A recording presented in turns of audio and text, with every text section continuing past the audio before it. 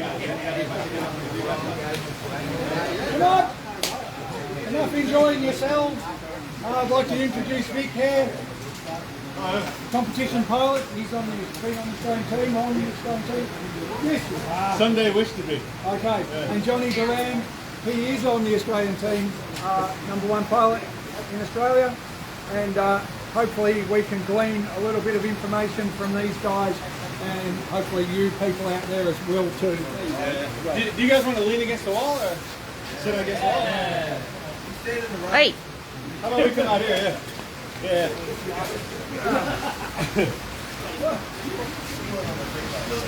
Where are we doing it? Yeah, well, we'll see if we get there. Low rider.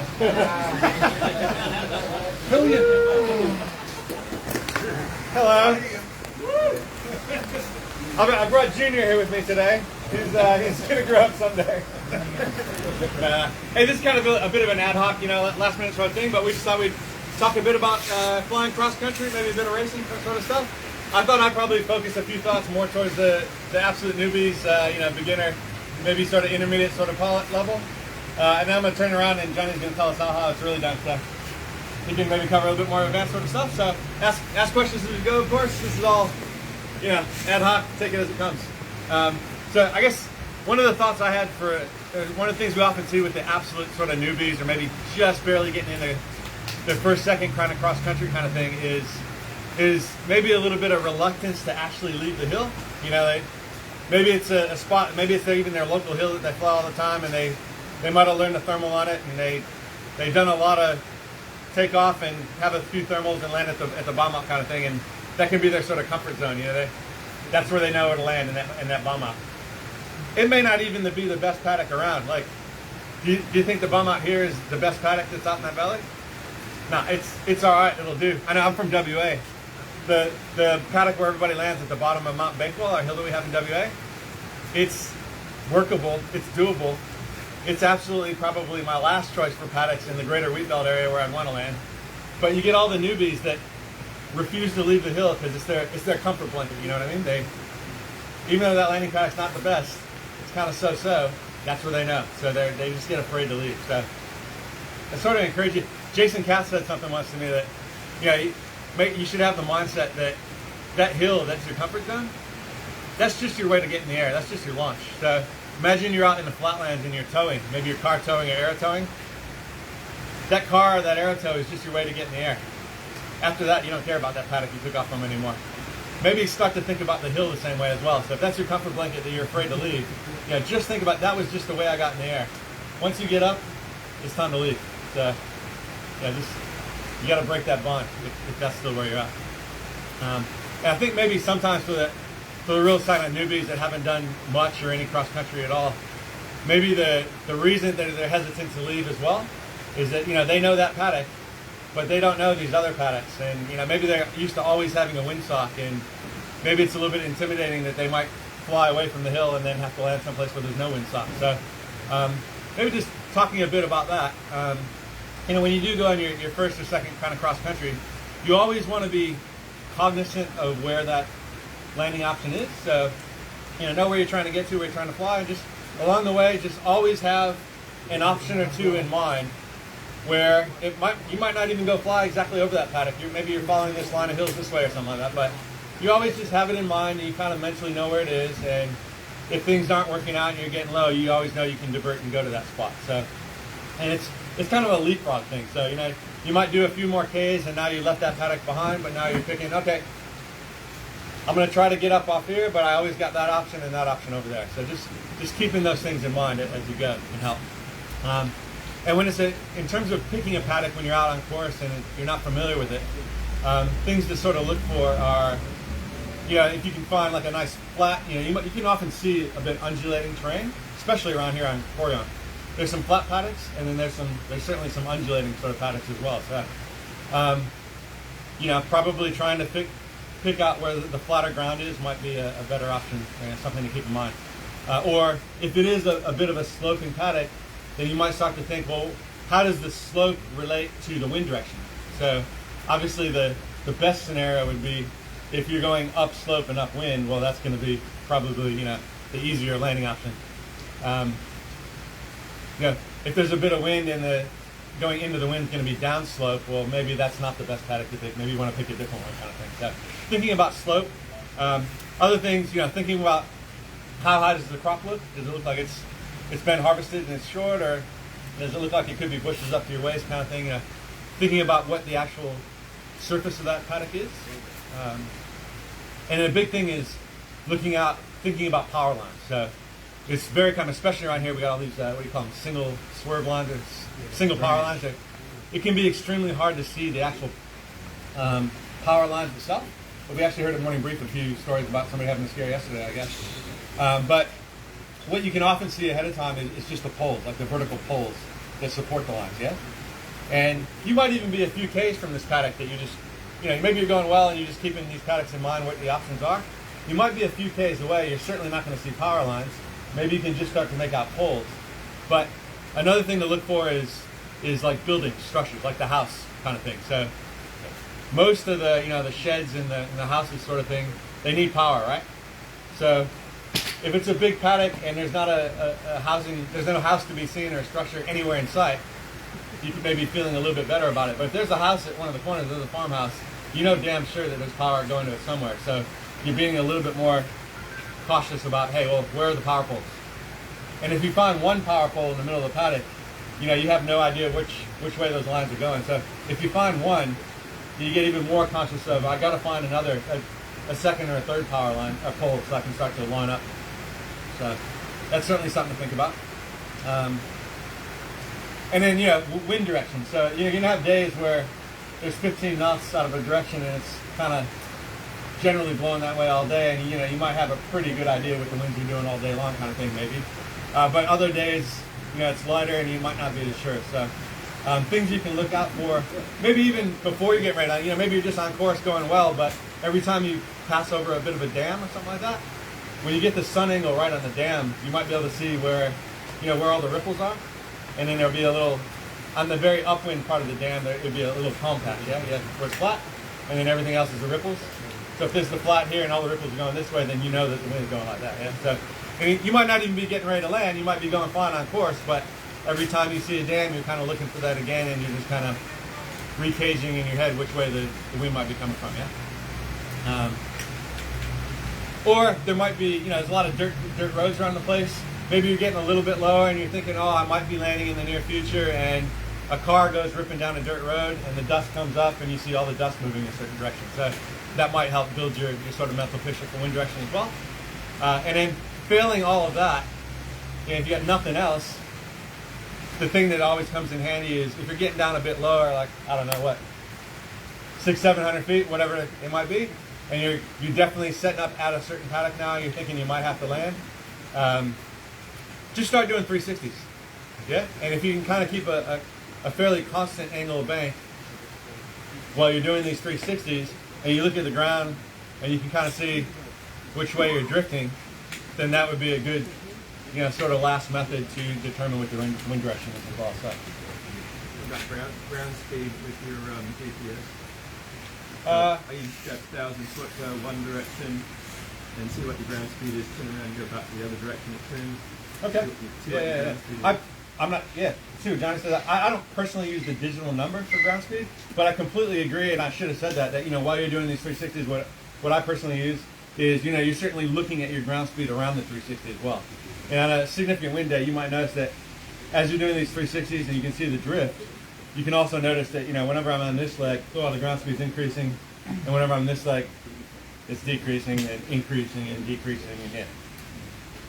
I use looking at the ground, not the digital number, but yeah, sure. I mean, so hopefully that helps or gives you some ideas, but all of that, those sort of thoughts can make you, you know, if you're early days with cross country, it can hopefully help you build a picture and make you a bit more confident for how you're going to land in some random paddock that you've never seen before. So, and then that might hopefully build your confidence to actually leave the hill and leave that safety bucket. Could I ask a question, Vic? Yeah, just about landing piplet, circuit approach, so that everyone... Yeah. Just like if you're at a new paddock and everything feels totally wrong, but if you're doing the same approach every time, you get to learn the angles and Yeah, absolutely. know yeah. what feels right. Yeah, so yeah, he's referring to that, the downwind, base, and final approach. What I normally do is I'll do a couple of circles. I like to start my approach at about 300 feet, so I'll circle down to pick the drift, and then do downwind, base, and final. Yeah, absolutely. Yeah. And I guess once you, depending on the width of the paddock as well, like once you turn base, you can kind of decide when to turn, when to turn final, things like that. And I guess the last thing is, don't turn final too low. If you turn final high enough that you give yourself some time actually on final, then you give yourself time to look in that last, you think you're on final, but you're drifting this way a little bit. Which way do I need to turn? Turn that, yeah. So if you roll on a final at the last minute and you only got a couple seconds before you're about to flare, you don't have time to make those adjustments. But if you turn final in this downwind base final approach high enough to give yourself plenty of time on final, then you might see those small little drifts left and right. How fast are you flying? How fast? Just then. Just then. You're on a long final. Yeah. Are you Well- flying fast or not so fast? I'm always trying to fly fast if I'm anywhere near the ground. So Yeah. I'm downwind, I'm starting to pull. I'm base and turning finals. I got They're it trying to ring pulled me. in heaps. Yeah. Yeah. I mean, speed's your friend, right? It helps you deal with turbulence and all sorts of other stuff. So I pretty much try to be fully pulled in all the way until I round out in ground effect. Space gonna be safer, yeah.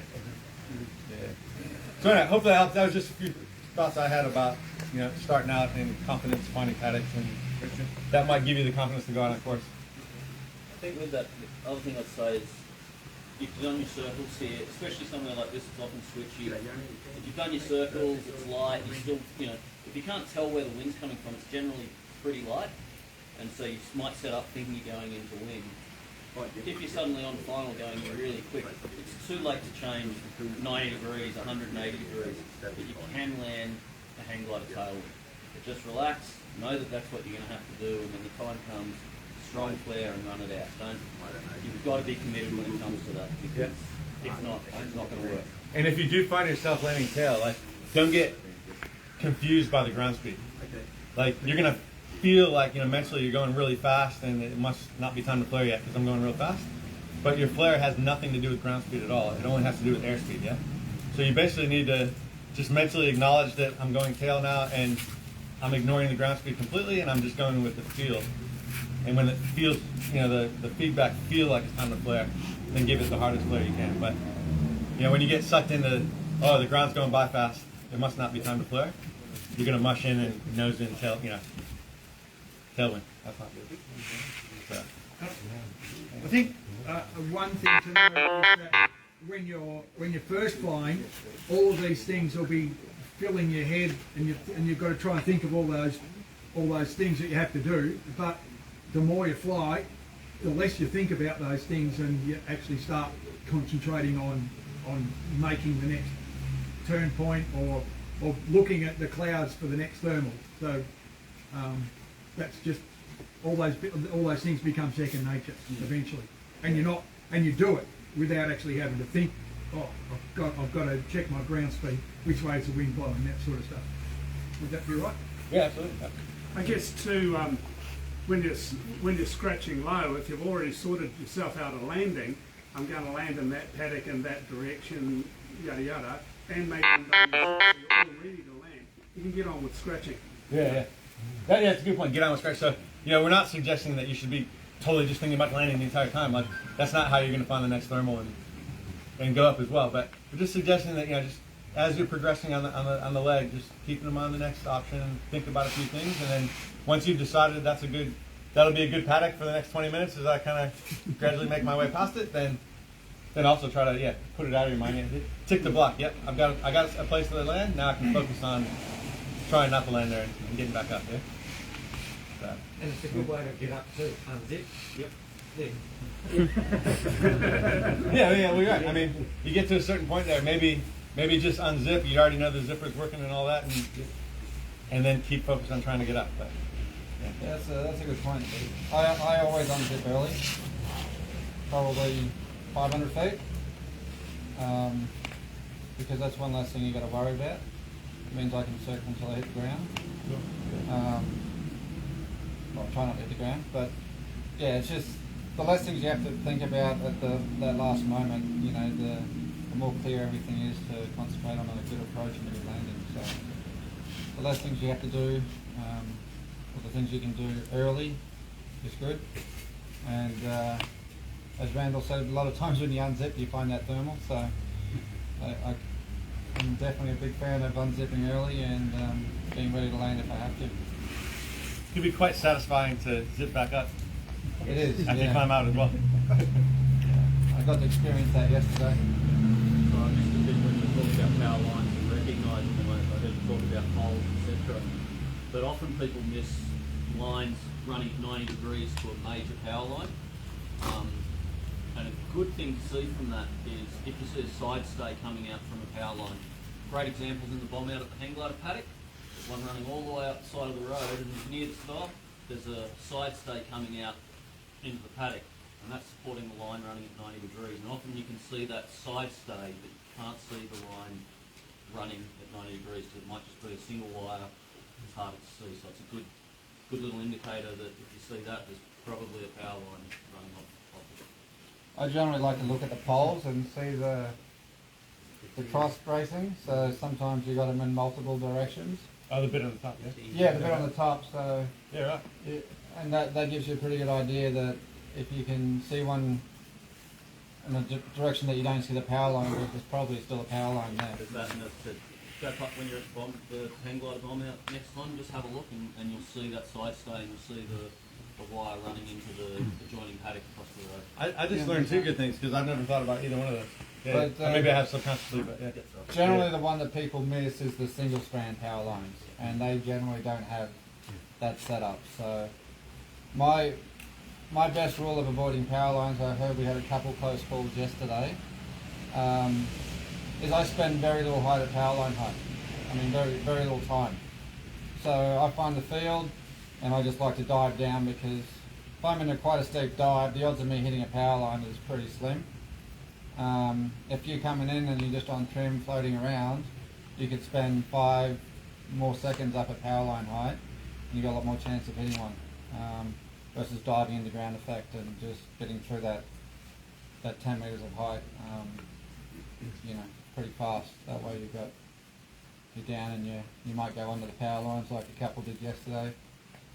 But yeah, spend as little time as possible at that power line height. And it's also a good way to avoid them. That goes back to answering your question as well.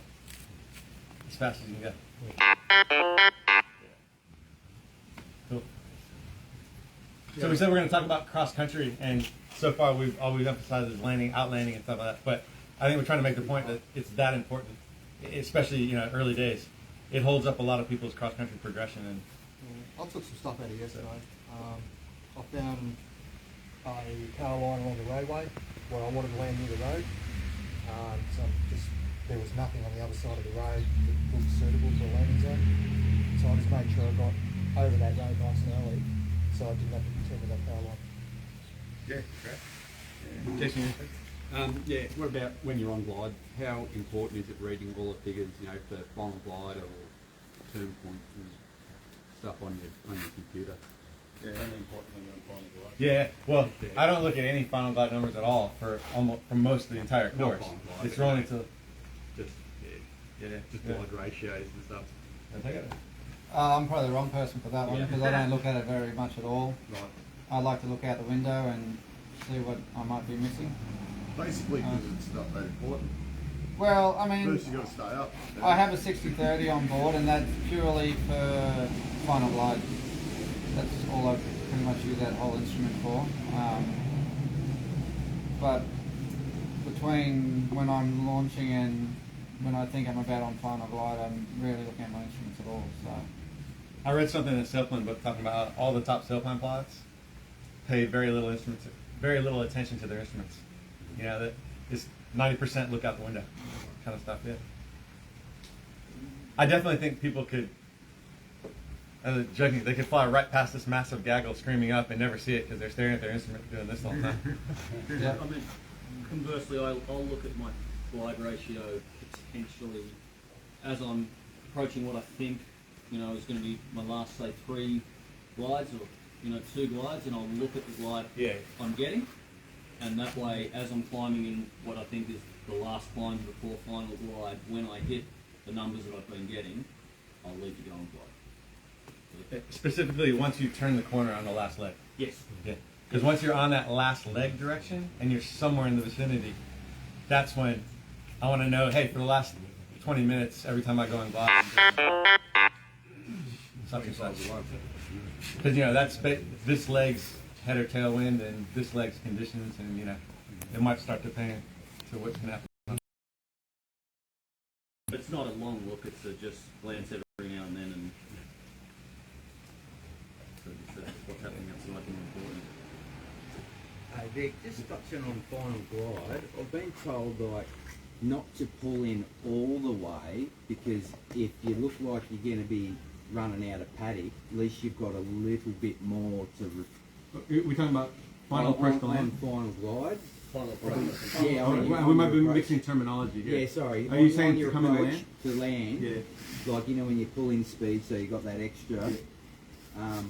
I've been told not to go all the way, because originally I was going all the way, and he said, don't do that, because if you look like you're gonna, if that's the end of the paddock and you look like you're gonna run out of room, at least you've got enough so you can pull it in a bit more and pick up more drag and get there. That makes a lot of sense to me, and you've been taught by Rowan, and I'm not even an instructor, so... You picked who taught me that. Yeah. I have no doubt that Rowan's giving you good advice. What do you think about that, Johnny? Oh, I think if you're going to run out of room in a field, A, you've done something wrong to start with. Yeah. B, I would personally be pulling in and getting into the ground and getting upright, because once you're upright, you have a lot more drag, so it reduces your glide angle. Yeah. And I'd probably be trying to drag my feet along the field. And so you pull in all the way? I would pull in, get down, get upright, and I'd be... All the way? I'm usually upright before I'm on final glide. Also, an important thing is what glide are you flying? Yeah. Right. Yeah, right. If you're flying a single surface, 100% I would be pulling the bar in, getting to the ground. Obviously, once you get into the topless range, you hit ground effect and you might go for a lot longer. So it's a bit different, but still I would get upright in any glider and get to the ground personally. And if there's no other option of turning and making the field longer, I would try to get down and drag my feet along the ground or something to... Johnny, just on that topic, have you got any visual in your mind that you're looking at? I want to land in the middle of the field or by that nice shady tree or whatever, that if you're getting off that kind of glide slope, you're slowing up or speeding up, or... Normally by star with and it's in terms of, visual in the field? Yeah, no, that's a good point, Steve. I think one thing to do is to always pick a spot in the field. Preferably when you're starting out in the middle of the field, so you've got plenty of options if you overshoot or undershoot. But by having a spot picked out, every time you land, you're learning that either your approach was either too high or too low. But if you don't have a spot picked out and you're just arriving in the field, you don't really know, you didn't really learn anything from that whole landing, because you go, oh well, I got in there, but it's not really where I wanted to land, but I did okay. Whereas if you got an actual spot that's landing on this chair, I want to land right there, and you go 30 metres past it, and you go, okay, I was a bit high then, and next time you do it, you're 30 metres short. You're slowly going to start to work out your glide, and what you need to do to get to the spot that you want to be. Some people like to land out in the middle of the field even when the field's huge. Won't mention any names. Anyone wearing green around here? No? I like to land near the Brazilian volleyball team. But back in the day, they used to always... He said he liked you landing there too. There used to be the saying, do you want to do a $100 walk? And that was, people didn't understand what the $100 walk was, but that was basically trying to land too close without having to walk your glider too far and breaking an upright. Uprights have gone up a little bit since then. It's a little bit more than a $100 walk now, but a lot of people want to get I'm a culprit for that. I don't like to walk my glider around, so I try to land as close as I want to get to something. But I also have a lot of experience at spot landings. So yeah, a lot of people like to go, pick a nice field, land 100 metres out, be in clear air, away from obstacles, and spend the next 5 minutes walking their glider back and have a good landing and no problems, which is the smart thing to do. Other people, yeah. Yesterday, Mikhail, he had, the wind direction wasn't perfect at goal, and he did a good setup and flew out and landed a couple hundred metres into the field, had a good landing, but he had to walk his glider back in his harness, and it took him 20 minutes to get back there, but he was smiling and in one piece, I came in the opposite direction and landed next to everyone else, and it worked for me, but yeah, so yeah, the important thing is to always pick a spot when you're landing and try to learn from every approach that you do in every field, and it just gives you a good idea on the future and how to judge your glides. Obviously, once you step up gliders, it's going to be different again, going from a single surface to a double surface and then to a topless, and you sort of learn the whole glide and approach thing all over again. So, but yeah, that would be my advice. Hey, Johnny actually said two subtle things I want to make sure that the newbies actually picked up on. So one thing he mentioned is in your harness on finals, going upright, or that actually does. You make sure you know that actually does, affect the drag on final a fair bit. So once in a great while, you can use that to adjust your glide if you need to. So hopefully, not very frequently, because hopefully I've set it all up properly ahead of time. But once in a great while, I'll say, ooh, I might wish I had a little bit more glide on final here, and if I'm already upright, I might have gone, go back into prone. Just to, okay, now it looks good. Now I'll go upright again. So, yeah, it can be used if you need it. I use it a lot for spot landing. So I generally stay in prone on the base bar in the ground effects, and then I'm pretty good at judging how long it's going to take me once I rock in the hang to get to where I'm going to land. So that's.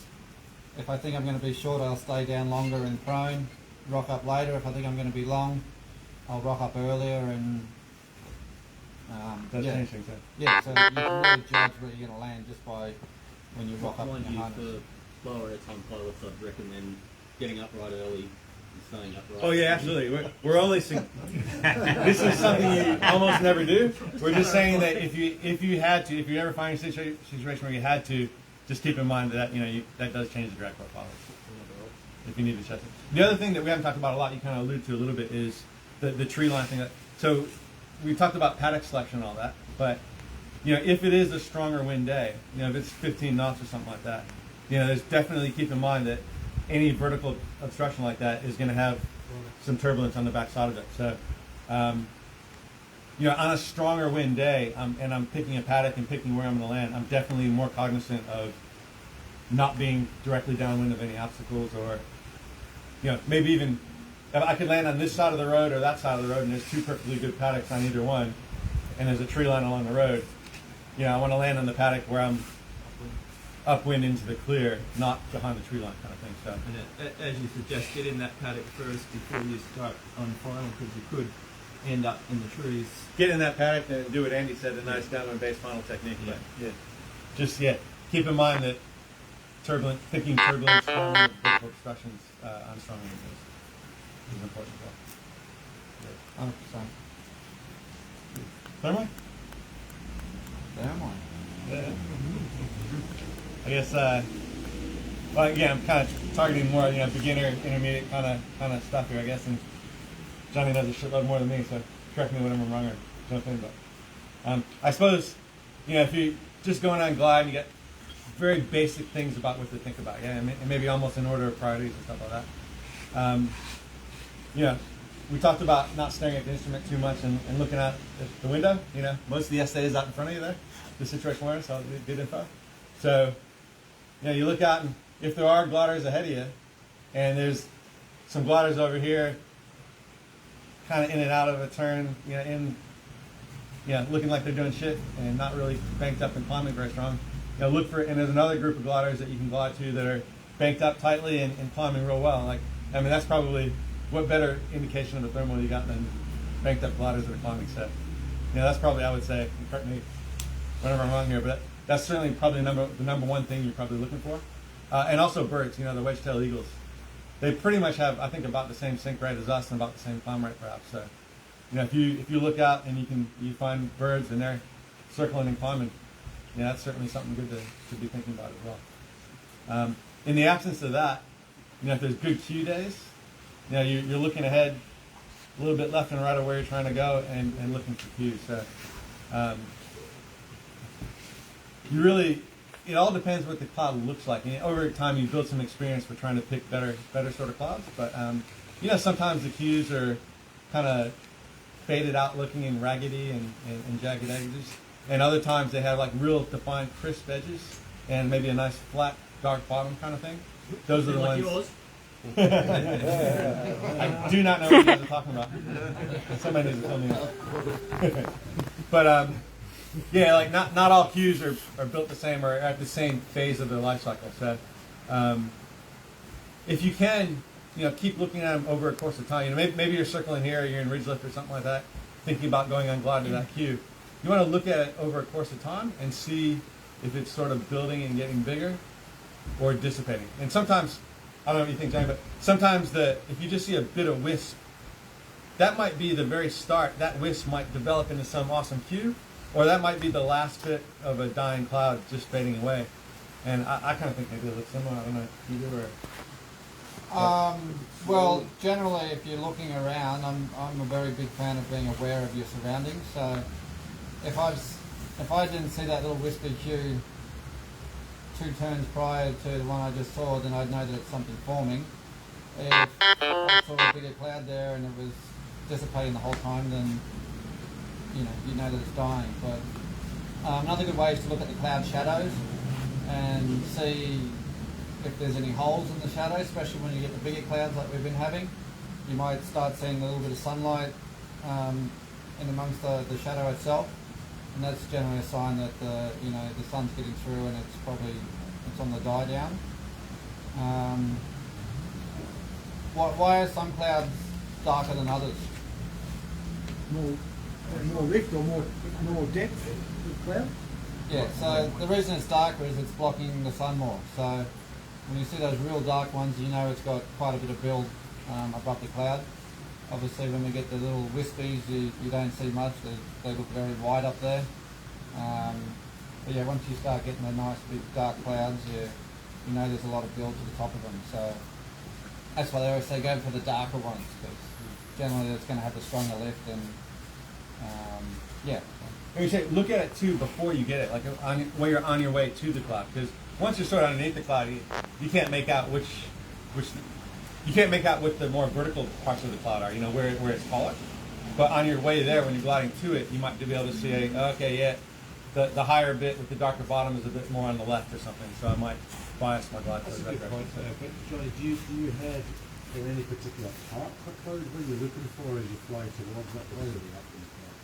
We're only at the day 3. I can't give away all the secrets.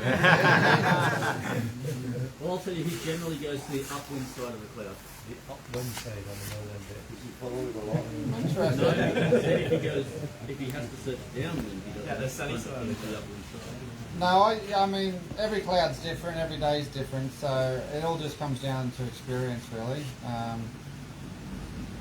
You'll see glider pilots that are really good at picking clouds because they get to sample so many more clouds every day when they go flying, so it doesn't take them long to do a quick circle around the whole cloud to figure out which is the best part. So they get really good at picking exactly where the good climb is.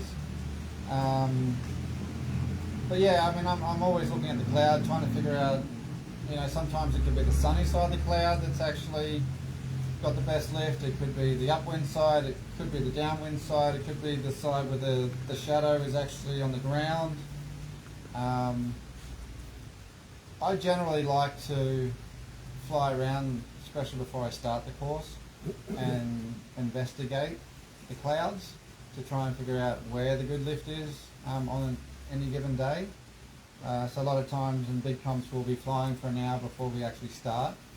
So I'll actually fly around in the start gate, going from cloud to cloud, and try to pick where I think the good climb is. And I'm certainly not always right, but if I get a feel for the day that, oh, today it actually seems to be on the upwind side, or the climbs seem to be better on the downwind side or on the sunny side, then I just know once I start the course, I'm probably going to go to what I've figured out in the hour before I've started,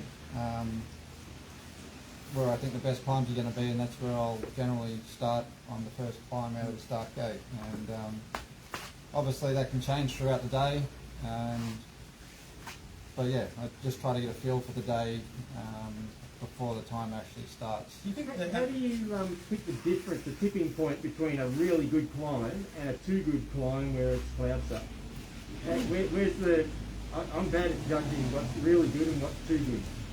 So judging cloud suck is I mean, it's obviously a good question, but on a day when there's small clouds, it's not too big of an issue. Obviously you can, you want to leave yourself some time to leave the thermal, and obviously you don't want to white out, but you don't have far to fly, I guess, to get away from that thermal. You get a day where you got clouds that are 2-3 kilometres wide with big dark bottoms under them, and you're right in the middle and it's 1,000 up. You're going, oh, this is really good. You're going, oh, I'm almost at cloud base. I can see the cloud coming. It's time to go now, and you start leaving, and right then you start hitting the whiskies already, and you got 2 kilometres of flying, and you could be in 500 up still all the way for those. So you're trying to race, and then you're 1,600 up. I think the answer to that, Hookie, though, is don't put yourself in that position. So there's no climb that's too strong. Fuck yeah, let's go. But as you get closer, as you get closer to the cloud, you need to move towards the edge. Yeah. Even if it's a little bit less climb right, I mean, you need to move towards the edge so that. Because it could be in the final bit, I'm looking up a lot like this and just judging how close is the cloud, and if it's a cloud suck kind of day, well, I just need to be moving towards the edge so that last turn is near the edge, is right at the edge, so that you can exit the edge. So, yeah, Rowan just brought up a good point. You might be climbing in 500 up thinking, oh, this is a great thermal, and you go, oh, I'm getting close, it's time for me to leave, and you start leaving, and then you actually hit 1,000 up because you were circling in the wrong spot the whole time. Yeah. So you might not be in the strongest part. So yeah, generally once you get, to that range, let's say, like I said, depends on how big the cloud is, but within 1,000 feet, legally speaking, just extend your circles and see. Like, you might do a big long circle and find that there's a lot of lift, and I might just go and glide for a while and just see. You might be in lift the whole while. If not, if all of a sudden you fall out of the thermal, then maybe turn back and do some more circles, and you go, okay, well, seems like the lift is only going 100 metres, so I can afford to go up higher, close to the base, and then I'll leave. But yeah, if you find that the whole area is just going up, then you're wasting time circling. You could be gliding and climbing just as good and making distance on course. So the longer you stay there and circle, you're just wasting.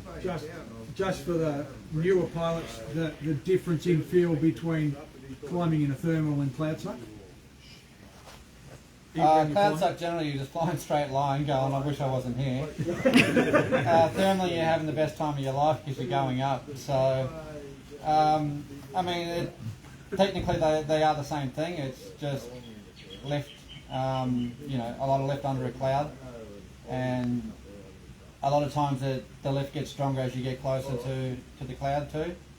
And yeah, I think cloud suck is just a term that people use because they've thermaled up to the cloud, and all of a sudden, it's not like hitting a ceiling and you're going, oh, I hit the ceiling, I'll just go now. You hit that ceiling, but you keep going, and oh, I got cloud suck today, I couldn't get out of it. Well, you could have gotten out of it, you just had to leave the thermal earlier and fly straight. So you can always go back in. If you fly away from the cloud to safety and you're not as high as you want to be, you can go back in and get higher. Yeah, we just said that while you're on the phone, but that's all right.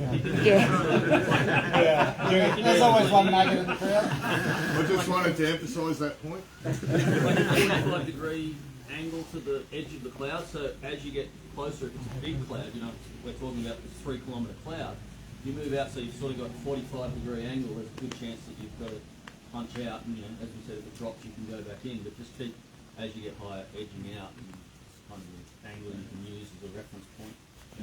Gary want to say I was just going to say, sometimes I have a hard time judging how high I am from a cloud, the distance, and so usually take a reference from another cloud, the other clouds that are around you, to see about where you are compared to cloud base, and that gives me a bit of a judgment. So, okay, that's where I am compared to how high I am away from this cloud. But yeah, true, get to the edge of it. Yeah, so obviously there's another good one. When you hit cloud base the first time, look at your instrument, see how high you are.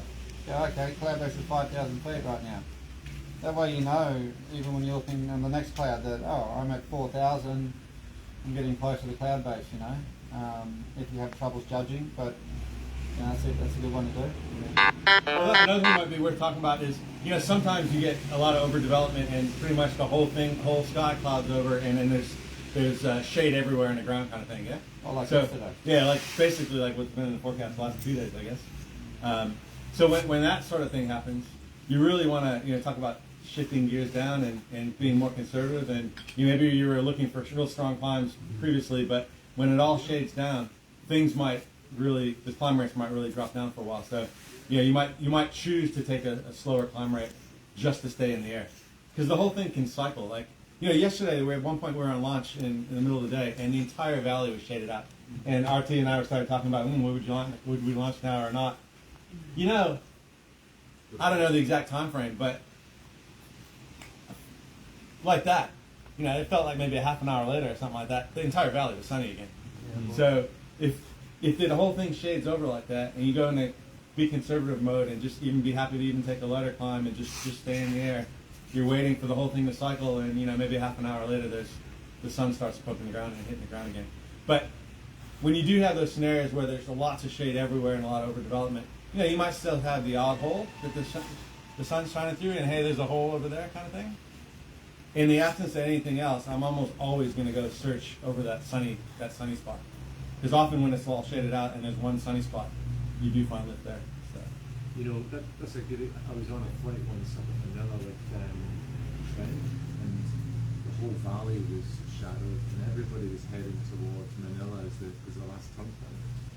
And Trent, we were all together, and Trent just did a 90-degree turn off 2-3 kilometers off to the right. And I said, oh, it's Trent, I'm going to follow him. Yep. So I followed him, not really knowing why he headed and I can't believe you want to fly so low. Why did you follow Trent? We were pretty low, and then he just hit this little thermal 400 up to cloud base, bang, at some point. Was it a sunny patch? Or I said to him afterwards, because I still didn't really understand what he'd done, and he said it was the only piece of sun hitting the ground. Yeah. I think that only piece of sun and otherwise shade, there's going to be a little temperature difference there, and I don't know what you think, Johnny, but it seems like more often than not, it almost always works there.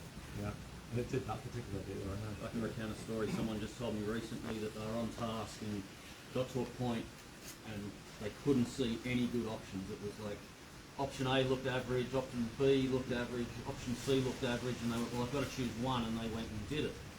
And later, when Johnny got to goal, they went, what happened, Johnny? Because I only saw those 3 options. And Johnny's 4th option was do nothing.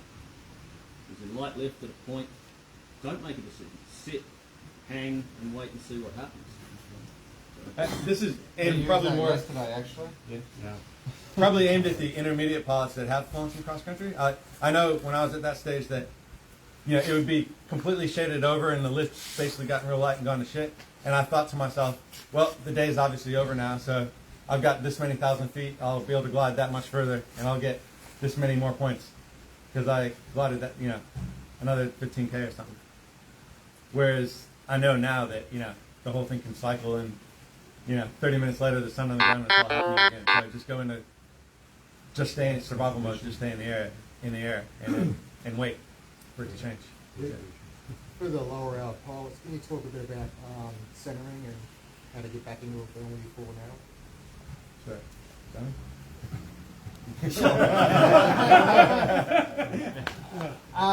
All right. Well, I guess a basic one is you're listening to your sound of your vario when you're in a thermal. When the vario is not sounding like it's going up that well, you should tighten the bank angle. When you hear it going up good, flatten it out a little bit. So that'll help you try to get into the core, if that makes sense. So if it's not going up that much, it means you're on the outside of the thermal, so you want to bank up to get back into it. When you hear it going up good, you flatten out, and you as soon as it starts to back off again, you bank it up, and then hopefully you'll find the core and work your way up from there. But that's probably the easiest. Light feeling on the base bar, don't grip on too much. Try to feel what the glider, there's a lot of feedback through the base bar on the hang glider. So yeah, just try to feel it. I know yesterday we had quite a low save out there, and just light grip and just feeling it and drifting with it, and just trying to, I guess, picture where the thermal is, what it's doing, and just try to form a mental picture. And I don't know, there's no real definite, beautiful thing about hang gliding is it's different every time you go flying. So you can't just say, it's a tennis racket, hold the tennis racket with this grip and hit it over, you can't do that with hang gliding. So I think Tony Barton told us when we were learning that if you've drifted out of a thermal, a bit of a windy day, search upwind right away first, because if you start searching downwind, you've got that much further if you miss it to come all the way back to the thermal. So if you search upwind first, you have a lot better chance of catching something because you've probably drifted out of the thermal.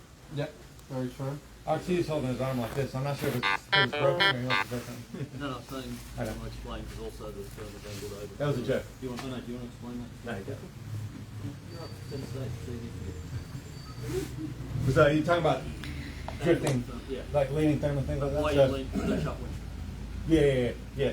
You might very well get, I think maybe, often if you lose it, you might be able to blow on downwind, like the wind might be moving faster than thermal.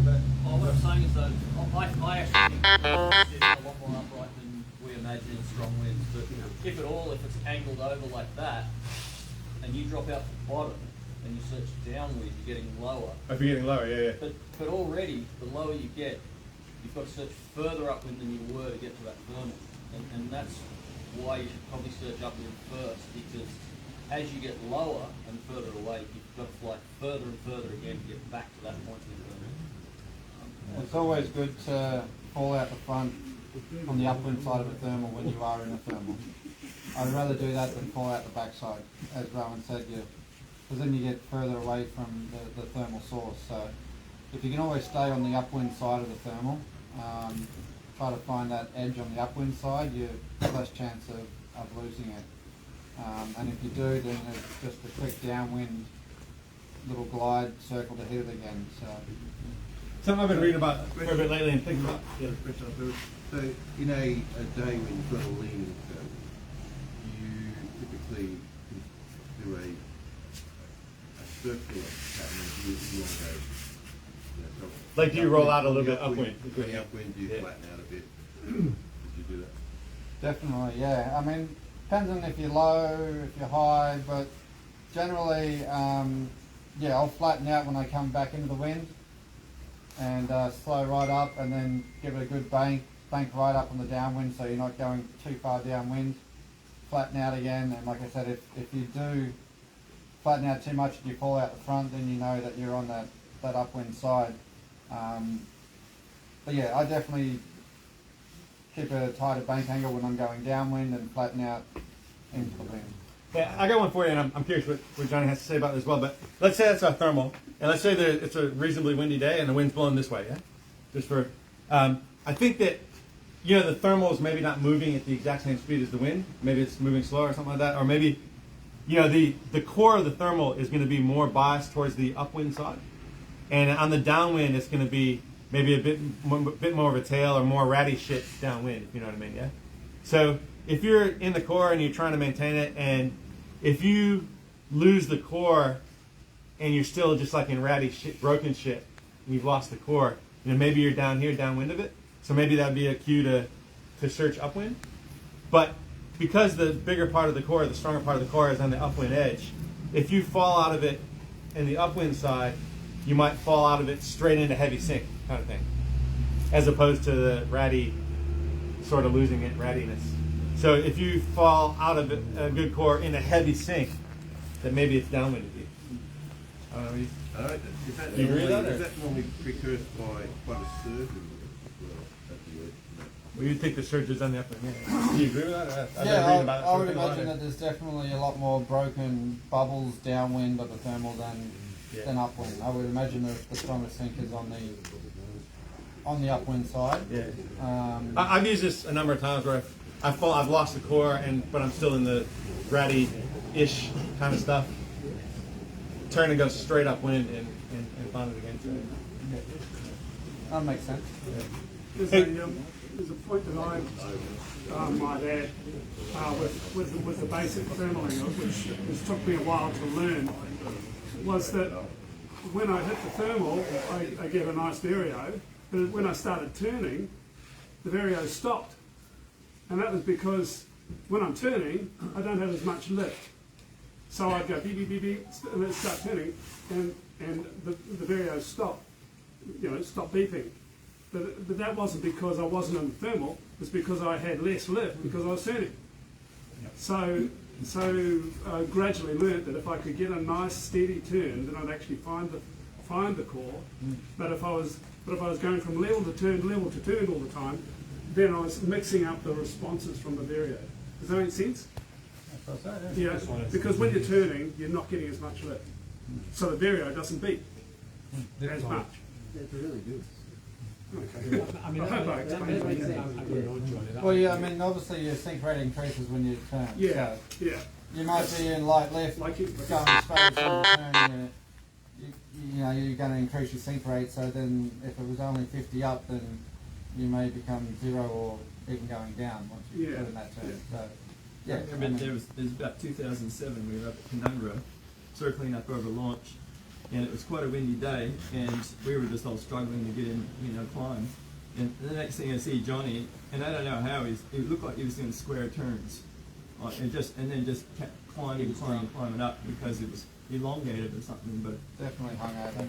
Yeah. I mean, you were climbing, no one else was climbing, because of these, elongated square turns or something. I have been known to do elongated square turns. Gareth mentioned that to me once. He said, you do square turns with the thermal, and I don't know how you do it, but it seems to work. And yeah, sometimes it does work. So how are you actually doing that, or you don't consciously do it? I was just trying to stay in the core, I guess, and it probably goes from the flattening out to the banking up. So yeah, I just try to be very responsive with the bank angle, and some days on the windy days it does look like kind of square thermaling because you're sort of flattening out and then you're kind of turning and then you're going downwind and then bank it again, so then it kind of looks like you're doing square circles, but shorter downwind lead than your upwind. Yeah, So just on that one, watch Steve Lincoln's on, and he can do a real flat turn, but that has quite a short radius. So he can do very slow, flat turns and stay in really light lift one without even cranking it up, just staying in it. So those turns always look, they look weird. It's not hang right up, it's sort of, yeah, weird can actually work in hang gliding. So. Just back on that previous point about the variable, any difference to that point on having like an instant variable versus your variable dampens? Because I mean, it's instant. You could get that instant reaction of climbing, and then it just slows right up as it starts to turn, and then you get it again as you hit the surge. So you might get it out the surge, getting climbing zero if it's on instant. Oh, my instrument's 35 years old, so I don't know that it's got a choice on that one. It beeps and it makes sounds. Yeah. But in saying that, how many people here fly with their sync alarm on? You? What's it set at? What's a sync alarm? And most people have it set to a certain threshold of when they want that to come on. 200? Any other takers? 600. 600 down? 200. Yeah. Should be set at the sync rate? Well, it's a good question. I mean, a lot of people have it. Some people don't ever want to hear it. They got to set it 1,000 down because they don't want to hear that noise. It makes them depressed. Some like to have it set at what they think their sink rate is for the glider. Some kind of just want to have it set like 600 down. They want to know when they're in strong sink, but I have mine set at 0. So as soon as I'm going down, I want to know about it. And that's very important for low saves when you're trying to get up from low. As I mentioned, I don't like to look at my instrument, I like to hear it. And if I'm in a low save and I hear it beeping, and then I hear nothing, I know that I'm not going up, but I'm not going down. Whereas somebody that has their vario set to 200 feet down or 400 feet down, they hear no noise, they don't know whether they're in 0 or whether they're going down at 200 feet per minute or 400 feet per minute or 1,000 feet per minute without staring at their instrument. And I find that that's very helpful for centering thermals and for getting up from low, because as soon as I hear nothing, I either want to get back to where the beeps are, or if I hear sync, I definitely want to turn around and get back to where I'm hearing nothing or something. Obviously, I know if I'm in 0, I still have a sync rate, so there is actually still a thermal there, even though I'm not going up. So it might be just something just starting to kick off. But yeah, that's I guess an important one. A lot of the other thing with that, because a mate of mine convinced me to do it after a couple of weeks of nagging, and if you're hearing that half nothing, and you're really low, you may not want to move your circle, because at that point you're actually still climbing. And that's what I mainly use it for. Super low, I know I'm actually climbing, and then when I get to a bit of a safe height, I can go, okay, I'm going to move my circle a bit to try and get lifted all the way around. But it gives you the confidence to stay in the rubbish you're in until you've got a safety margin of height to search elsewhere.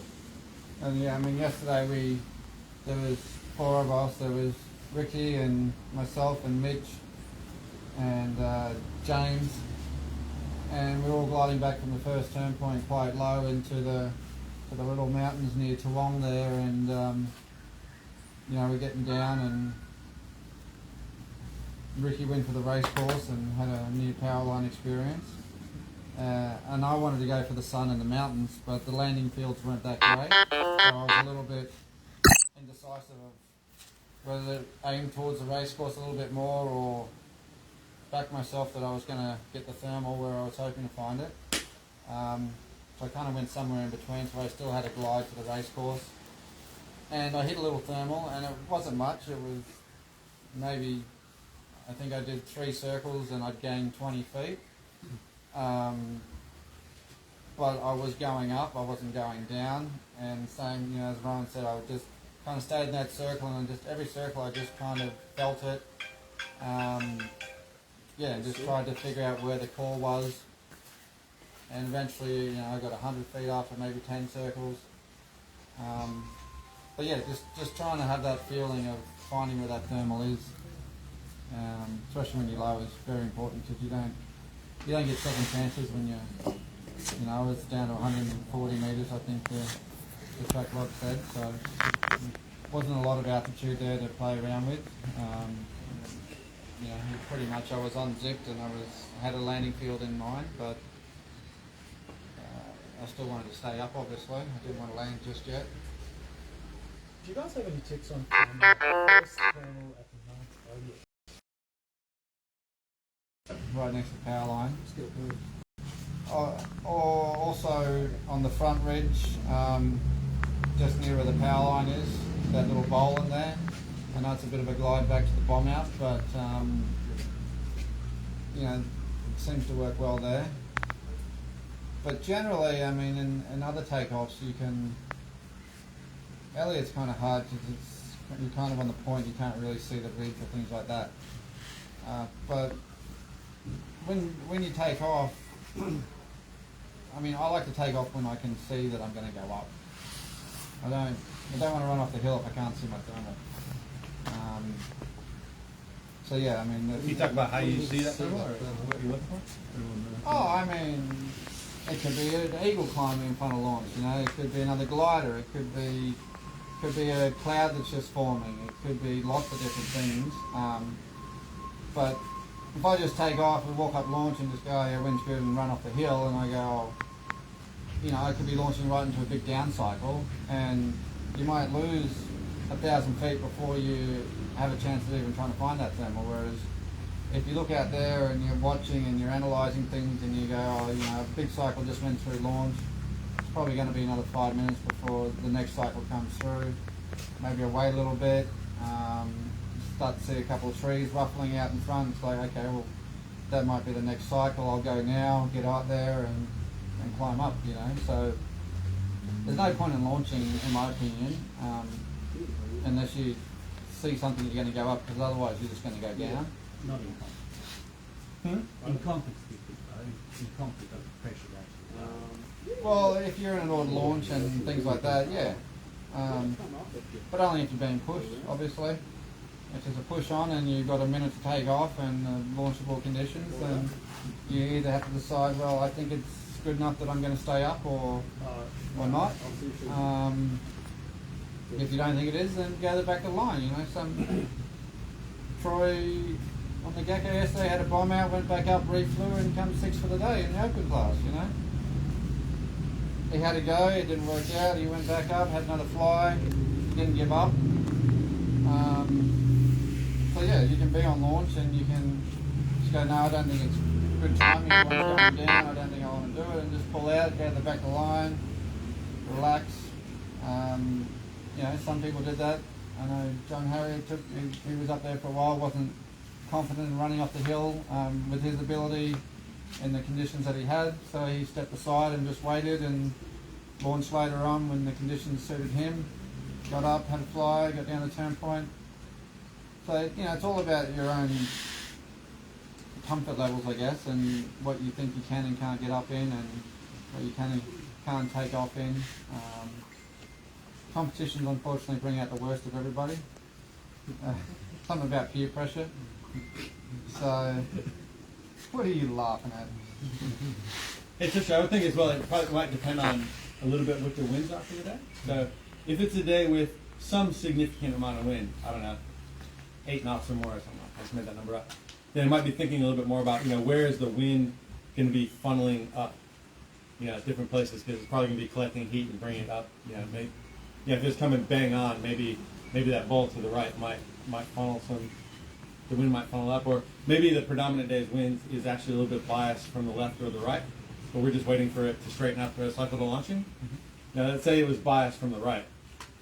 We can't launch in that, but we're waiting for it. It straightens up, and now we launch.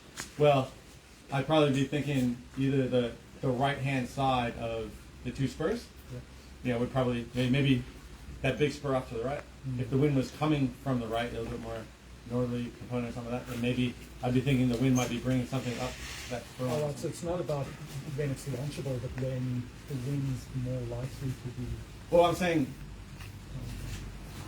if there's a bit of wind that's blowing heat from the sources out there up onto the hill, then yeah, think about if the hill was upside down, you know, where the water would be flowing down, kind of thing. Where's the wind funneling up and coming up? Yeah. Whereas if it was a light wind day, it was basically fuck all wind, you know. Then I don't know, see what these guys think, but I might be thinking more about, well, where's the sun beating down the most perpendicular? Yeah, and maybe that might be something from wrong there. Rowan will tell you.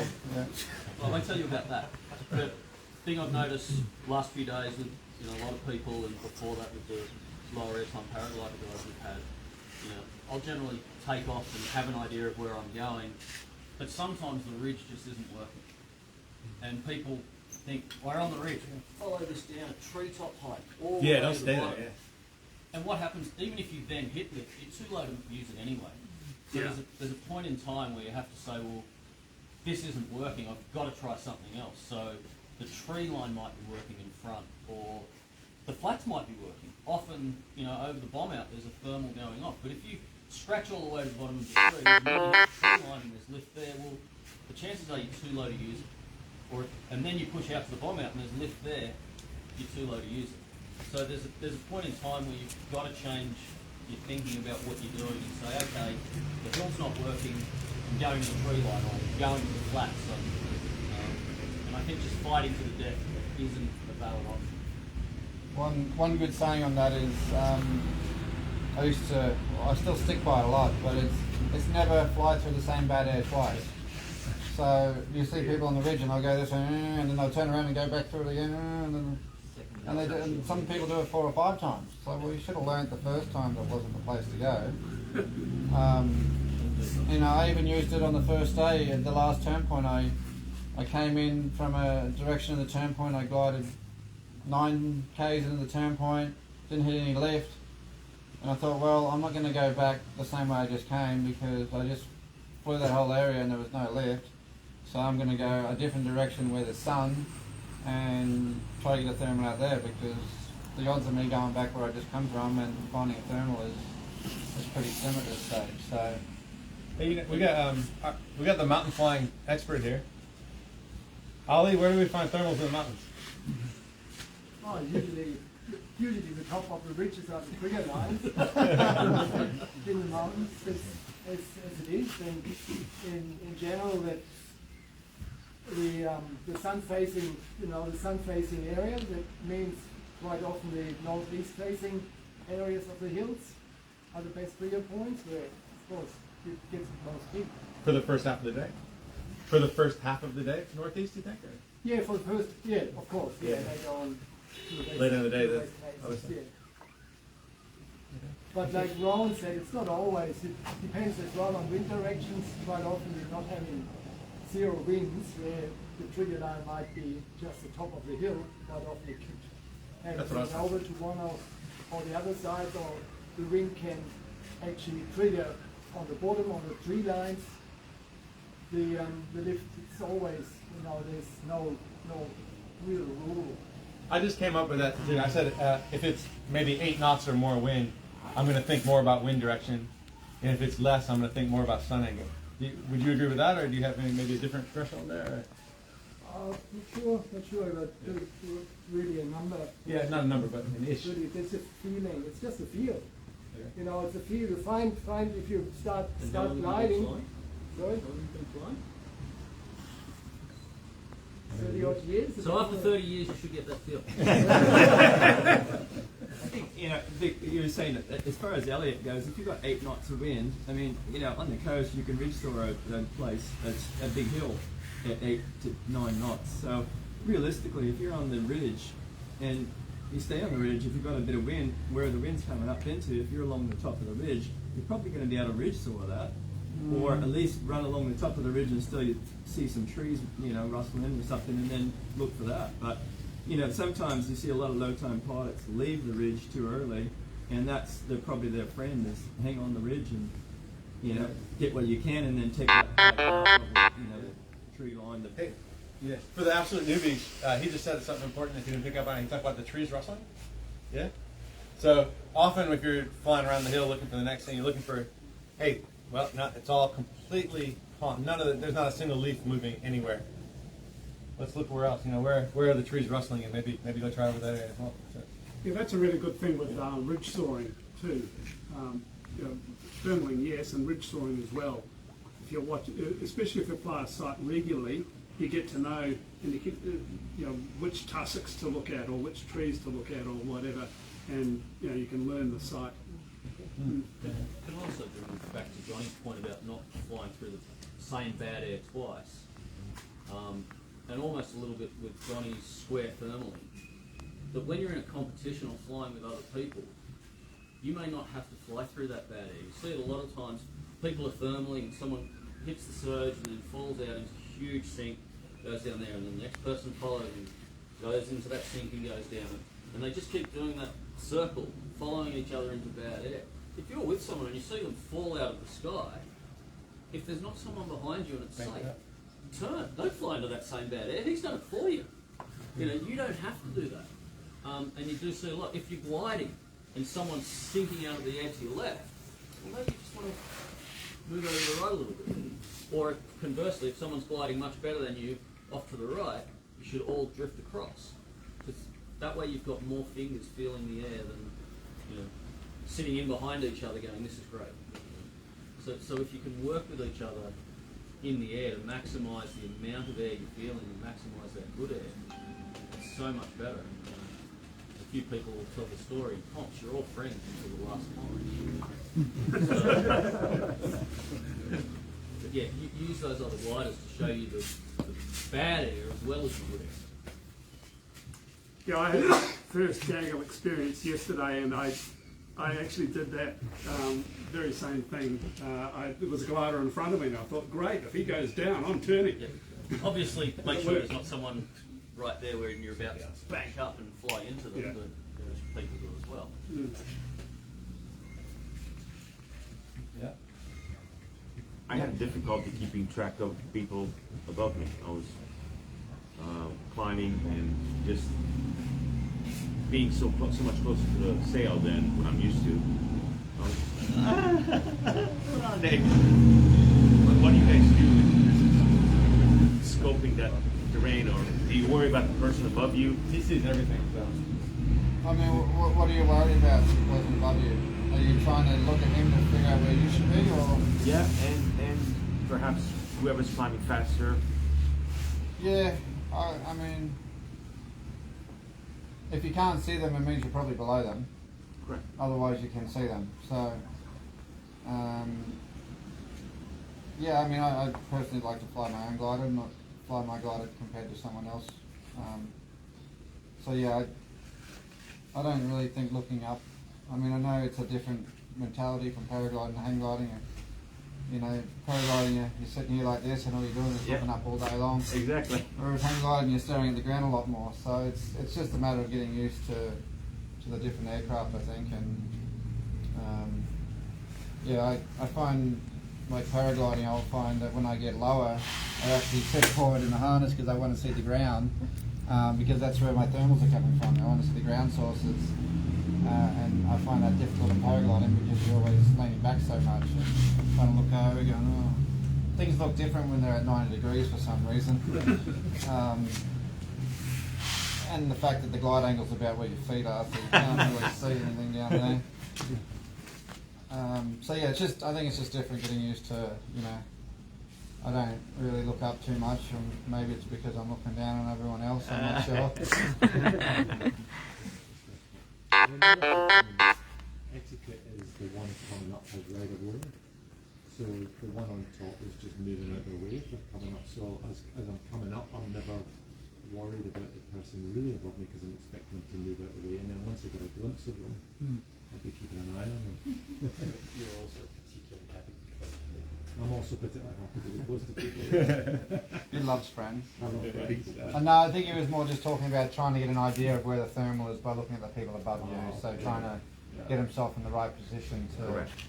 Yeah. I mean, I don't know if we want to talk this from a beginner's point of view, but corkscrewing in different directions with height separation if you're coming in low to keep an eye on the person. Slap him now, Rowan. Sometimes works. It works for me if I'm low and there's a good separation. I'll come into the thermal the opposite direction. Who invited Lenny? Who invited Lenny? Hey, there's always one in the crowd, they say, ladies and gentlemen. We just and once I get high enough, I'll switch direction, and once I'm comfortable, you know. Speaking of switching directions, just back to doing low saves, not a good idea to reverse your directions unless you're really 100% certain that the thermal's in the opposite direction of where you're going or to where you are. Always try to stick with the direction that you start with, because once you go out of a left turn and go back into a right turn, you can easily get disorientated and lose that little patch of lift that you might have been in. So especially when you're low, it's even smaller. Yeah. So I I'm a very firm believer of always just sticking to the. Always, I mean, I don't really have a turn preference too much. I like to turn to whatever way I think the thermal is when I hit it, or wherever I think the core might be in the thermal. But yeah, if I hit something low, I'll try to turn the direction I think it is, and I'll generally just keep that circle. If I'm not quite in the core, I'll just try to get myself in the core. But rarely will I ever switch directions again to just because I like to circle a different way better than others. Do you find yourself circling tighter or flatter to low or high, and depending on the day? I think when I'm low, I tend to probably bank up more. You know, thermals do seem a bit smaller down lower. Also, the fact that How much are you pushing out? I don't push out. I let the bar out. Obviously, you want to be close to trim if you can, but it's also good to have a bit of speed so you've got control, and in case you fall out the thermal, you don't want to be on stall. There's a few people waiting for you to fall out of that chair, by the way, viewing there? here, I'm trying, I haven't fallen out yet. Does it seem like low time pilots typically don't, near the hill, the first thermal don't bank up enough? They seem to be a bit too flat and don't bank up in the core enough. Yeah, I mean, it just comes down to experience, I guess, and getting used to banking up and then being able to high side as well, to you know, to stay in the thermal and not just whine, go into a corkscrew. But yeah, I personally think staying in a thermal, obviously the more you bank, the more your sink rate increases. But if you can stay in the thermal, you've got a better chance of getting up than trying to fly flat, especially when you're low. You know, trying to maximise your sink rate and fly flat and get most of the lift, and then you fall out and you're on stall, and then you've got to try and get back into the thermal, and by the time you do that, you might have lost 100 foot just in one circle, whereas you might have only lost 20 feet if you stay banked up quite tightly. So yeah, I often think I'm the most banked up at either low altitude or sometimes at high altitude, and then in the middle is the normal bank angle. So at low altitude, probably the most banked up, like we said, trying to stay in those tiny little cores. And then when I actually get away and I'm in most of the climb, you know, just normal, let's just call it normal angles of bank. And I say sometimes up high because sometimes at high there's an inversion, and it doesn't happen all that often, but occasionally when you find a little thing that you can punch through an inversion with, that's almost always a really tight little core that's punching through the inversion. So I would say I'm the most banked up, either always low or sometimes high if you're trying to get through an inversion. Agree with that or not? That's my mental sort of model of it. That shear layer that is sometimes if you get that rough shear line, if you're really flat, it gets real rough on you. But if you get that nice big bank and you tend to sort of go through that little. Yeah, probably more often an inversion, and what Tim's talking about punching through. If you can hit the strong part of the climb backed up, you can get through that. So you know, when there's cloud base and we've got screamers going to cloud base, we're not talking about punching through inversions. We're probably talking more about like a blue day or something like that, and there's a haze layer, and it's all the lift's getting all a little bit wobbly at a certain height. And I mean, I've more often not successfully done this than successfully done it, but you know, if you think it's that kind of day where you're going to try to punch through an inversion, I'm almost, you know, if I find a bit of a core there, I'm banking it up real tight because the thing that punches through is probably going to be pretty tight. Do you guys believe in the theory of Zero. spinning thermals, and that the core in one way versus the other way, depending on the days, which way is spinning? I like to go opposite the thermal to climb better. Johnny, how do you determine which direction the thermal goes? watch the dust and punch the grass. Yeah, I mean, I honestly think in this part of the world, turning left is generally the better option. Most thermals I see, or dust devils I see, are always turning clockwise. Every now and again you see the odd one turning the opposite way, but most of them are always turning clockwise. So. Yeah, in the northern hemisphere, the opposite. Yeah, so I think we should just have left turns every day. What about in the paraglider? Totally correct. What about the paraglider? Is it different? You should always turn right in the paraglider. I'm not sure if that's right. Yeah, so I mean, I don't know. I think once at a certain point, I believe maybe close to the ground, they're probably spinning more. I think once they get up, maybe spinning less. That's just a general thought I have, but I don't think anyone really knows. Although I have seen Dust Devil before. You know, people talk about tumbling, and wonder how you tumble. I saw a dust devil in Brazil once, and this place is known to, when I first started going there, dust devils to cloud base all the time. So I saw this dust devil once and it went up probably 3,000 feet and then just turned 90 degrees and went probably 400 or 500 metres along sideways, and it was just, I was like, ooh, so that's how you tumble. Just flying through one of those. So, you know, I guess it is still spinning. But yeah, it's, you know, thermals don't have any particular way they move or shape or how high they go or turn or anything. Would you say that sometimes there's days where there's a shear level at a certain height and the wind changes direction and it might shear off in a certain direction? And, and the course changes? Yeah, I found that before. I've actually got one of the variables that color codes your climbs and all that. Actually, that's probably not really exactly where I was going with the story, but occasionally I've had days where, you know, I'm climbing just fine, and then at a certain height, I lose it.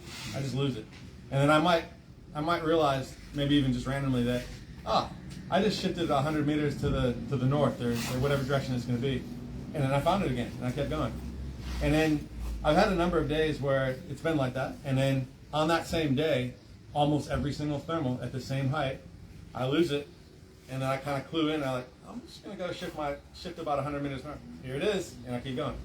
And I've had that happen a good handful of days where, you know, when I recognize it, I always try the same thing on the same day, and then it's been consistent throughout the day. So, strangely enough, it seems to happen every time I go to Birchip. I don't know. Maybe that's a coincidence, but I fly Big K week at Birchip, and every time I go there, there's days where I find it shifting in a certain direction. Is that always downwind or north?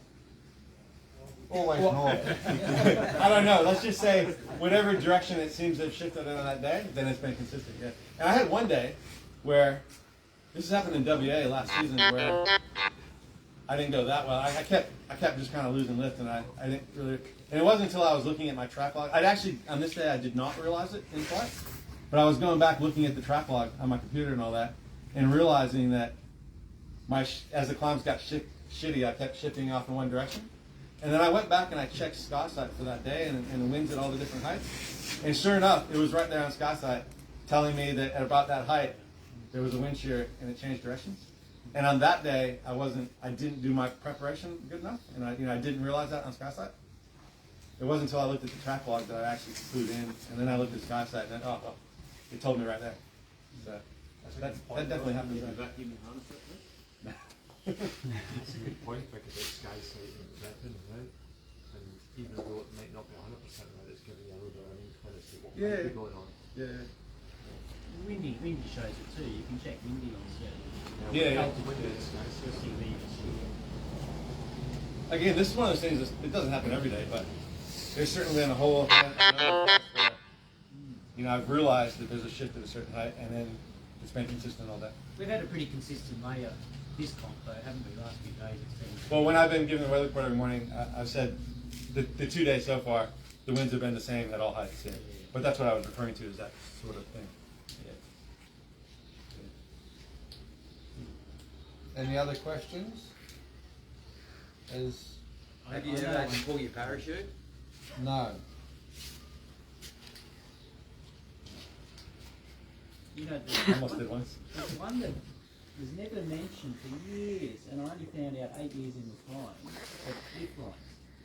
A lot of newbies wouldn't know about lift lines and understanding that rolling road of a lift line that's meander and you're trying to balance on the top. I haven't got a clue, and I wish I did, because They do be half exist, decent someday if I ever figured it out. in the sky, and if you can get on one, you can just ride it for. I did it the other day. I got my eagle attack, and still had 30 k's to go. And then all of a sudden, I'm thinking, oh, is it going to do it on the land or what? And I'm thinking, this wing seems to be flying okay. And all of a sudden, I hit a little bump. And I'm thinking, oh, that's not really a thermal, it's just a bit of buoyant air. And I kept on going with it. And then I get bumped a little side, then correct, and bumped a little side. I rode this whole ribbon of air, about 20 k's, and lost only probably maybe 2,000 feet in 20 k's.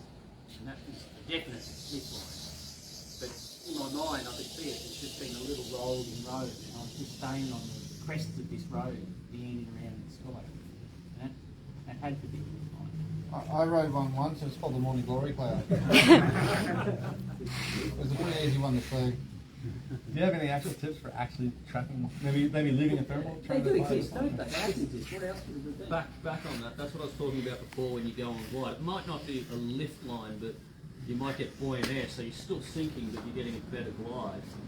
And that's what I was saying, if you're gliding next to someone and they're getting a better glide, it's actually best for you to move over, but you also need them to move over as well. So if you're the guy in the good lift, you might move, you'll move to accommodate the guy you're flying with, and you might start to fall over out of it, and you come back, and you do this little dance down the course line, so you're staying in the good air. Johnny's pretty good at doing it by himself. Lucas baited the free. I use the analogy, if you think you're in a good line and you've got good buoyant air, don't just try and fly straight.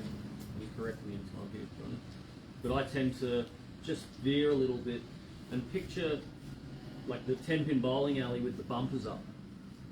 And, you know, so you just you hit the bad air and you bounce back. You hit the bad air, you bounce back. I'm just feeling it that way. Johnny's probably got feathers that tell him, but It's easier if you just bowl the ball down the middle. And how do you know where the middle is, Johnny? You don't ever know where the middle is. It's hang gliding, unfortunately, all just comes from experience and mistakes and learning. So I guess the biggest advice I can give you is try to learn from every flight. If you don't learn something from every flight, then it's kind of, you know, you should be learning something every flight. You're definitely doing something wrong every flight. I do something wrong every flight. And it's trying to, I guess, limit those mistakes as you get better, and the better you get, the less mistakes you'll make every day, and you'll go further. So yeah, it's all just about learning. And I mean, I'll go to sleep and I'll relive my whole flight 3 times over again, because I know there's different things I could have done or should have done, or you know. And I guess competitions are a great way to learn, because you're flying the same course with so many other people, and you can see what was actually achievable on the day. I know when I first started, I was like, wow, I can't believe those guys made gold today. Like, it was impossible. Like, if I was flying by myself, I'd say it was just impossible. And people make gold, and you go, well, obviously it's not impossible, because they did it. So then you try to figure out what you did wrong, and the next day, you know, you get better. And I guess my first aim for me was to make goal every day in a competition. I didn't care if I was the last one every day, but I just wanted to be able to achieve the task. And once I started being able to make goal every day, then I was trying to figure out why I was so much slower than the others and what I could do to speed up that. But speed doesn't, flying fast to goal is obviously what we want to do to win, but speed doesn't matter anything if you land 5 metres short of the finish line. So, you know, I would suggest just when you get a task, you look at it, you say, unfortunately I told people yesterday that I thought the task was going to take 2 hours. It took me 2 hours and 30 seconds. So I wish I had said it was going to take me 1 hour 36. But I didn't. I said, oh, it's probably around a 2-hour course, so let's look at what we think the best part of the time of the day is going to be to achieve that task. I don't want to finish too late. I don't want to start too early. I want to find the best part of the day. So I want to start around 2 o'clock, finish around 4 o'clock, and that was pretty much my game plan yesterday, and I think that's almost exactly what I did. Not that I really had too much of a choice when I took off, but yeah, just sort of look at the task, figure out how long it's going to take you. You might go, it's going to take me 3 hours to make the task, so I want to start a bit earlier, that way I can finish a bit later, or if I get stuck, it might take me 4 hours. Maybe not here in Corryong, and hopefully it doesn't take 4 hours to fly 50 k's, but it can some days. So yeah, I'd say, you know, just try to make goal every day. Don't worry about flying fast. You know, a lot of people, I remember Scott Barrett once upon a time, and when he was learning to fly fast up in Manila one year, he'd get up to cloud base next to me and he'd just race off. He'd be doing 100 k's an hour on glide. What's he doing? And he gets down really low and I fly over him and eventually makes goal. And he goes, oh, I was trying to learn how to fly fast. Flying fast isn't about getting a cloud base and stuff in the bar and doing 100 k's an hour. What's that? Yeah, a lot of people, yeah. Flying fast is about, you know, getting to goal in the shortest amount of time is not about how fast you can fly on glide, because all our time is spent climbing. So if you can pick better lift lines on glides, lose less altitude, find stronger climbs, that's how you fly fast. It's not about how fast you can actually get your hang glider to go. And yeah, and I guess a lot of people are understanding that more these days, but back then they were just, got a topless glider. I absolutely did that. Yeah, I know, a lot of people do. Yeah.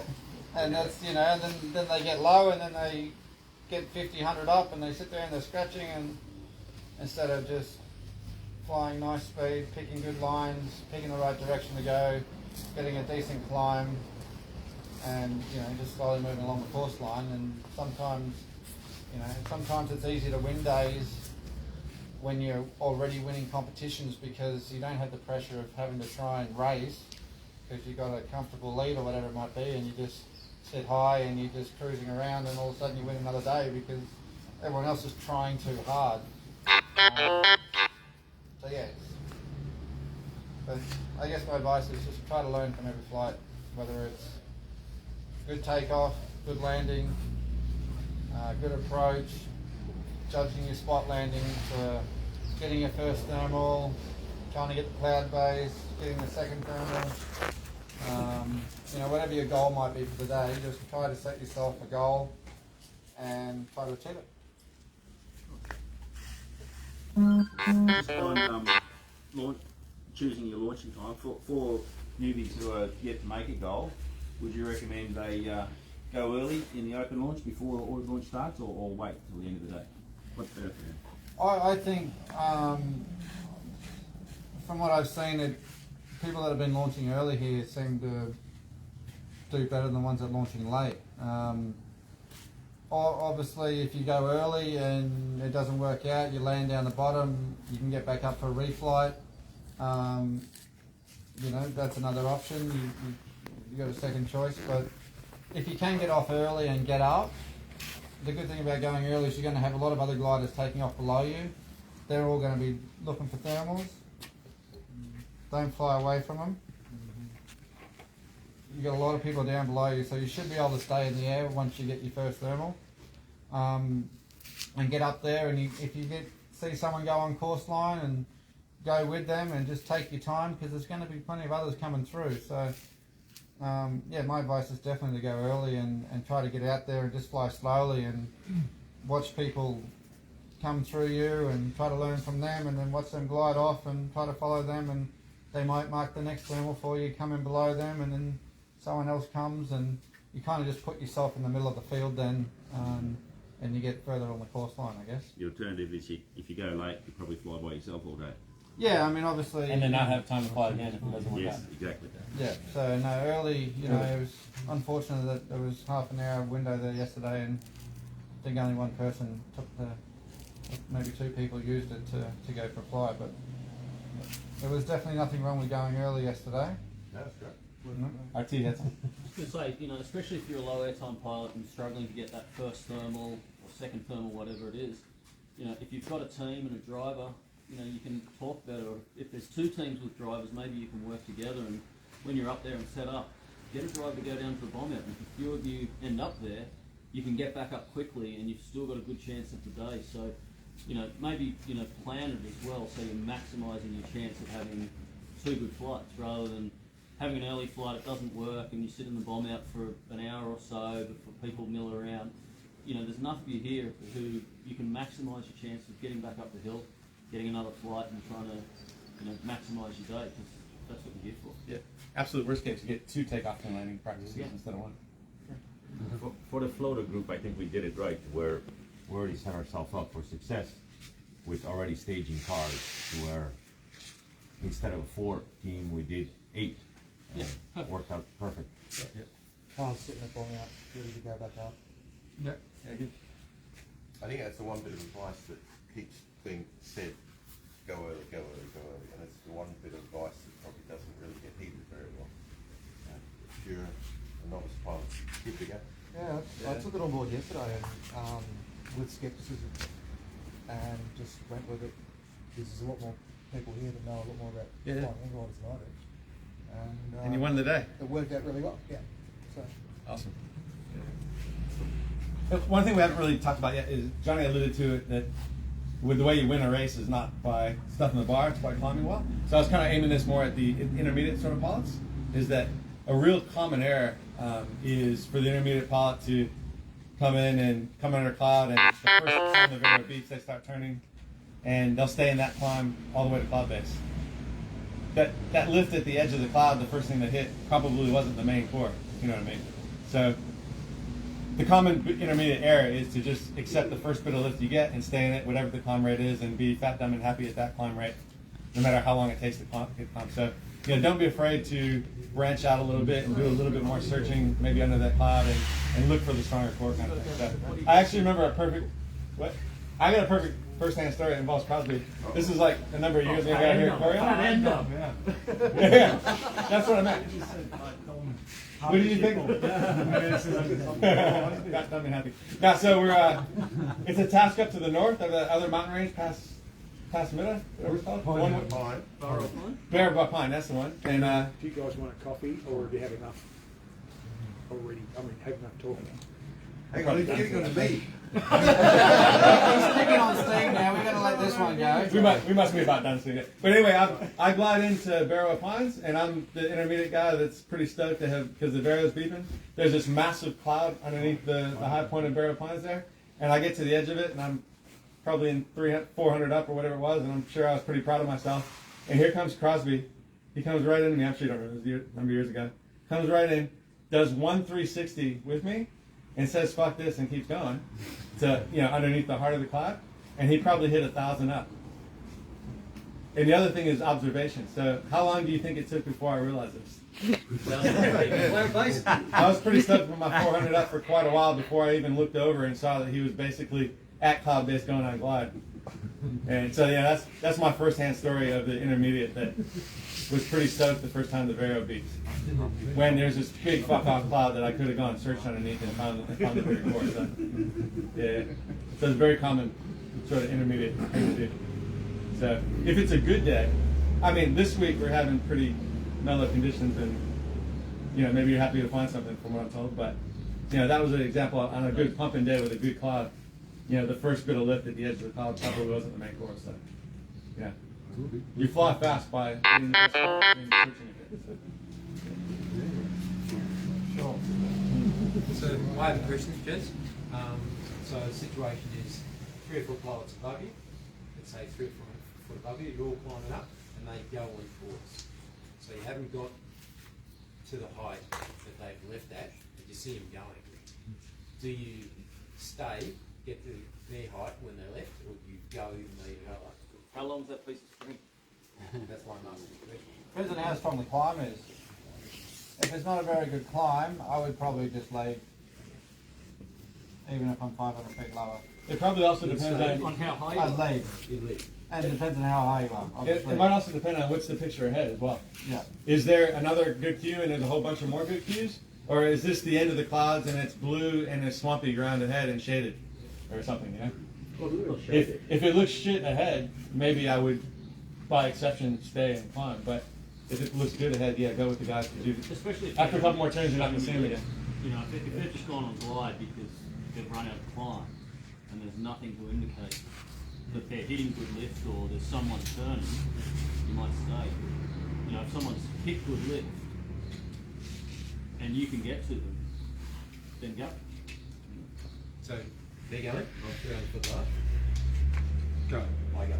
Well, you might do a couple more circles, because you can use them, especially on the glide, to pick the best line that they get. Yeah. Especially if there's 3 or 4 of them, they're going to spread out, hopefully. Yeah. some are going to go like that, and you can zigzag your way behind them when you see them going up and down. And that 300-foot gap might turn into a 150-foot gap by the time you reach the next thermal. Yeah, so you're kind of using them as wind dummies. Of course. Yeah. You're using everyone out there as a wind dummy. But don't let them get too far away, you might lose sight. That's the Just make sure you know exactly which way they're going. Because normally they're out again. Where the hell are they Yeah, going? pick some landmarks as well. Okay, they're going, and there's a lake right there and a farmhouse. So, okay, where's that lake and farmhouse? Okay, there they are. And when they're below you, especially with the gliders we all fly these days, most gliders disappear once they get below the horizon. So if you actually leave a little bit lower than them, they're going to stay above the horizon on you. So you've got a better, if you are the one that wants to follow, you can see where they're going a lot easier than sitting there doing a few more circles and then they're below the horizon, and then you try to glide off and you go, oh, where were they all again, And the next time you see them, they're 45 degrees off to your right and they're climbing, you're like, oh, I went the wrong way. So yeah. Now I understand why it's difficult. Rowan even called it out for me. There's one climbing over there, and I couldn't see it. We're not saw another paraglider one. pilots. Saw another one. We're not white, pink and yellow and green and... Actually, you are.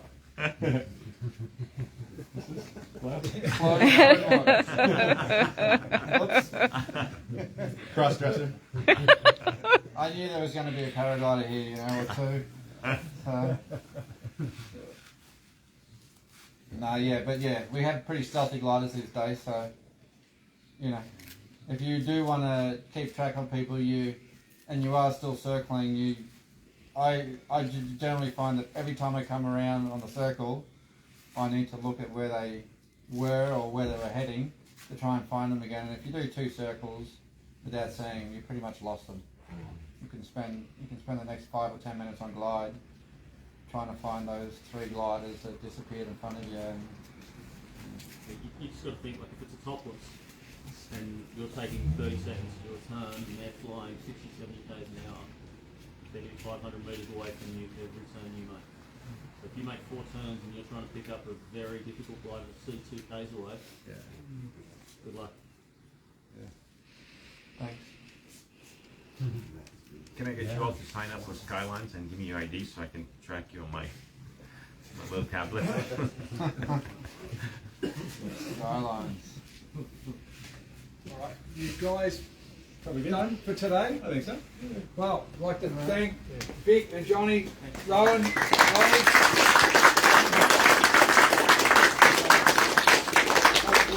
hopefully we don't get any more rainy days, but maybe if you're keen to come again at some stage, I'm sure there's more to glean. Speaking about paragliding, I mean, you got pretty nice pants on. You probably fit in pretty well in one of their briefings. A few thumbs up for that. Thanks very much, guys. Cool. Great job. No worries. Thank you.